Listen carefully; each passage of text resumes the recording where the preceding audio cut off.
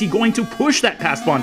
Not just yet. He plays rook g1, preventing black's rook from traveling to the king side via a1. Now Hikaru, the one who looks a little bit frustrated. White wants to put that rook behind the pawn on h4, and the pawn is going to rumble up the board, up the runway. Rook a3 by Hikaru, pinning the pawn on c3, and Magnus brings the king back to d2. Hikaru desperately generating counterplay on the queen side, fiddling and twirling that pawn. Rook up to g3 by Magnus, offering a rook trade.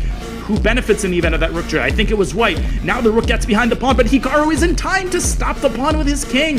He is just in time, tempo for tempo, and now the pawn on h6 is immobilized.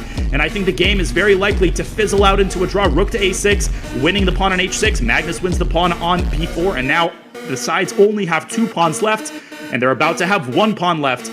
King to e2, rook e6, check, back and forth go the rooks. Rook takes d5, rook takes f2. This is a dead draw, even though black's king is further away from white's pawn than white's king from black's pawn, because black's rook is more than capable of holding that pawn back, and the sides repeating moves, looking at each other, and